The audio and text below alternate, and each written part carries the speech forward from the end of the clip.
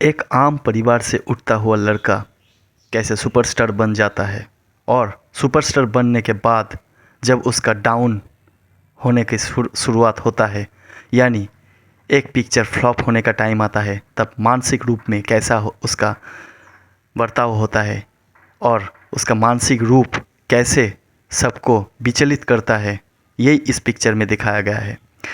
सन 1966 में रिलीज़ होने वाला मूवी नायक सत्यजीत रे को इस फिल्म के लिए 1967 में इस पिक्चर को बेहतरीन बांग्ला कहानी विभाग के लिए नेशनल अवार्ड मिला एवं बेहतरीन यूरोपियन सिनेमा विभाग में बैडल पुरस्कार मिलता है।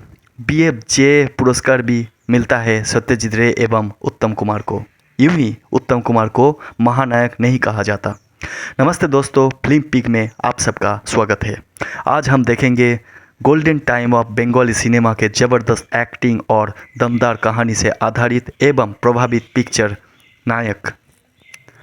दरअसल बंगाली फिल्म का सुपरस्टार अरिंदम मुखर्जी जो इस पिक्चर का नायक किरदार निभाता है, उसका फ़्लाइट का टिकट ना मिलने के कारण उसको ट्रेन में सफ़र करना पड़ता है। ऐसे ही ट्रेन में सफ़र करने के टाइम पे बहुत सारे ऐसे कैरेक्टर जो इस ट्रेन में दिखाया जाता है।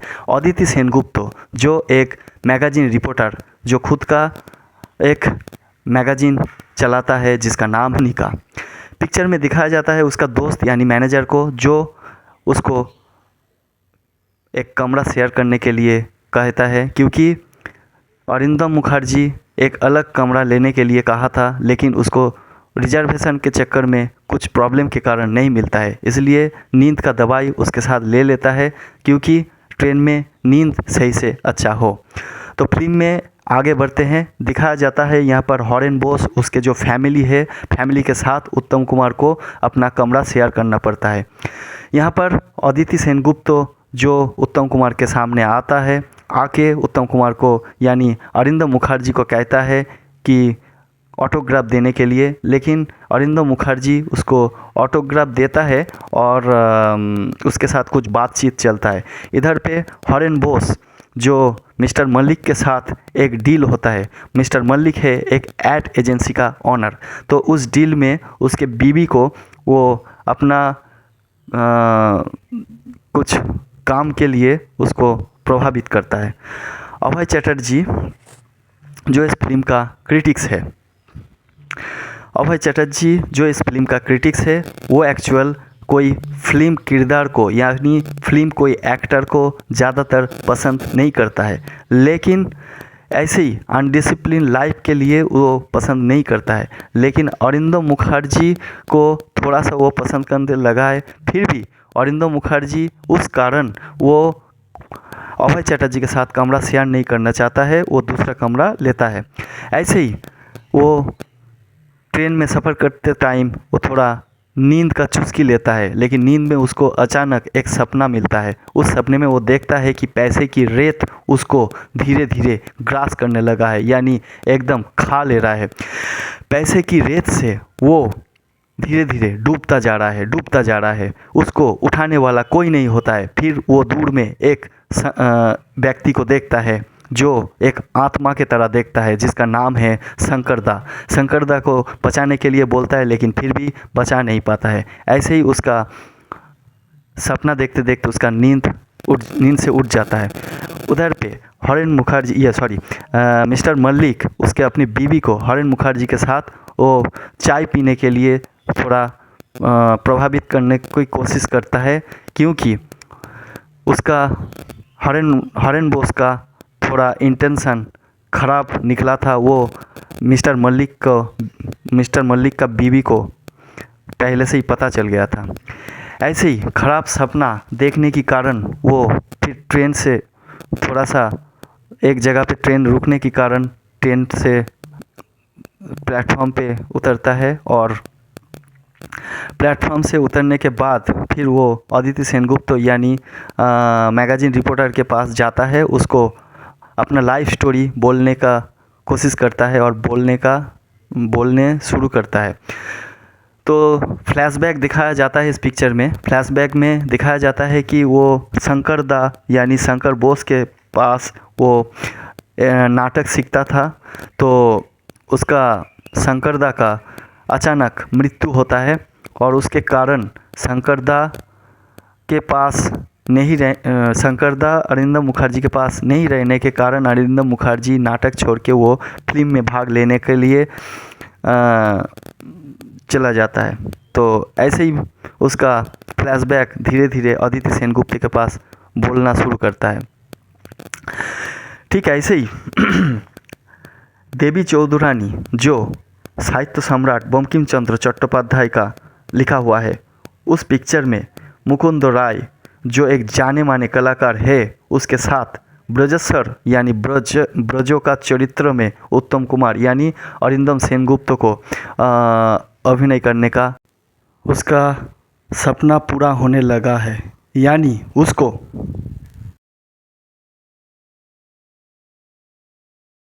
अभिनय करने का मौका मिला है।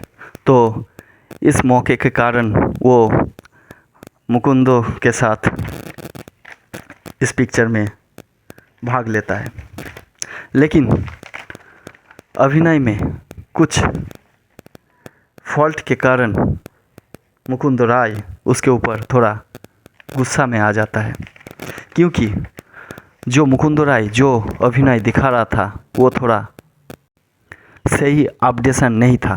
पिक्चर में दिखाया जाता है कि उसका एक दोस्त जिसका नाम है बीरेश, जो एक यूनियन लीडर है, जो 5 साल के लिए जेल जाता है कुछ अनडिसिप्लिन काम करने के लिए। फिर जेल जाने के बाद वो उत्तम कुमार से बिछड़ जाता है। फिर अरिंदम मुखर्जी 5 साल बाद एक बड़ा सुपरस्टार होता है और उसका दोस्त फिर उसको मिलने आता है। फिर उसको यूनियन लीडर के तौर पे उसको एक मिছিল में उसको ले जाता है, लेकिन वो जुलूस में वो जाने के लिए इच्छा नहीं होता है उसका, लेकिन फिर भी उसको जोर जबरदस्ती ले जाया जाता है। लेकिन वो कुछ प्रोटोकॉल के कारण वो नहीं जा पाता है, क्योंकि उस टाइम अगर कोई हीरो यानी सुपरस्टार अगर कोई भी जुलूस में भाग लेगा तो उसके अगेंस्ट सरकार कोई भी उचित कदम उठा सकता है, इसलिए वो वहाँ से निकल जाता है। फिर इस पिक्चर में दिखाया जाता है और एक फ्लैशबैक यानी और एक सपना, यानी उत्तम कुमार फिर वो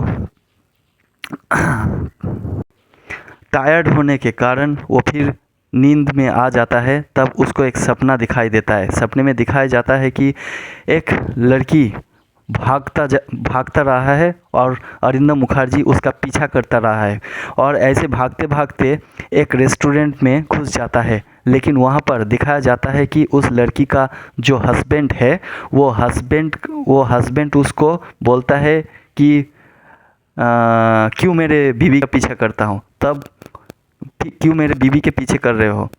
तब उसका मुंह पे एक तमाचा मारता है और उसका नींद ऐसे ही जाग जाता है। इसका कारण ये सत्य घटना है, क्योंकि पिछले दिन एक मैगज़ीन में ऐसे ही कुछ लिखा है कि उसका एक रेस्टोरेंट में कुछ उल्टा सीधा होने के कारण एक आदमी के साथ झड़प हुआ, वही इस सपने में दिखाया जाता है। तब उसके नींद ना आने के कारण अरिंदम मुखर्जी थोड़ा दारू पीता है, लेकिन यहाँ पर अपना बोगी में अपना केबिन में फैमिली रहने के कारण वो थोड़ा बाहर जाता है। फिर जो फिल्म क्रिटिक्स है यानी अभय चटर्जी उसको फिल्म किरदार पसंद नहीं है, इसलिए उससे बदला लेने के कारण उसके घर में दारू पी के घुसता है और वो मुंह में रुमाल देता है। फिर वो अदिति सेनगुप्त को बुलाता है, उसको अपना लाइफ स्टोरी पूरा कहता है और अपने को करेक्शन कैसे करे ये अदिति सेनगुप्त के पास पूछता है। ऐसे ही दिखाया जाता है। ऐसे धीरे धीरे ट्रेन का सफ़र ख़त्म होने लगा और ट्रेन आके पहुंचा दिल्ली। वहाँ पर सब अरिंदम मुखर्जी को स्वागतम देता है, उसको फूल से वेलकम देता है।